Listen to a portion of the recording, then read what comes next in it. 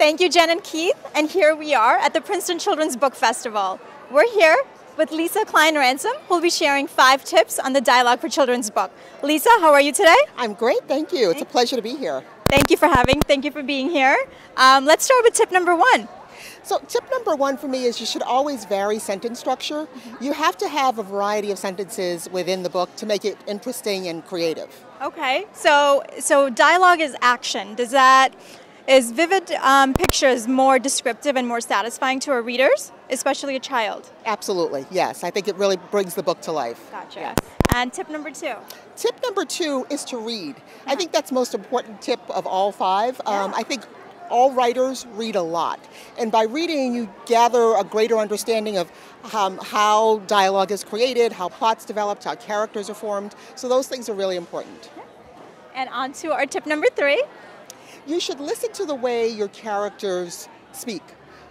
You should really be always listening to people when you're at the dinner table and when you're at school. Listen to the way people speak and then give that same information and same attention to detail to your own characters when you're writing dialogue. Okay. And how do you describe emotion? Do you do it with dialogue in a sense of action? Do you do it in a sense of vivid pictures? What's a good dialogue for a child to understand an emotion?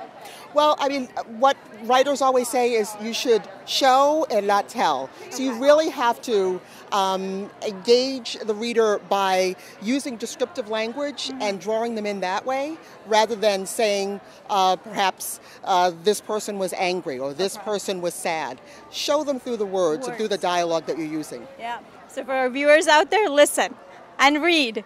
On to our tip number 4. Tip number 4 is to really know your characters. Know what they would say, so that when you're writing and when you're looking at dialogue, each person should have a very distinct speech pattern. So you don't always have to use qualifiers like Bob said or Sally said. You should know it's Bob or Sally just by the way in which the words the characters use and the way in which they speak.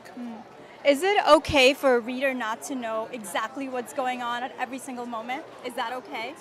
No, I think it's good to just hang on sometimes and you'll find out in the end. It could be unveiled very slowly. Okay. And on to our tip number 5, our last tip.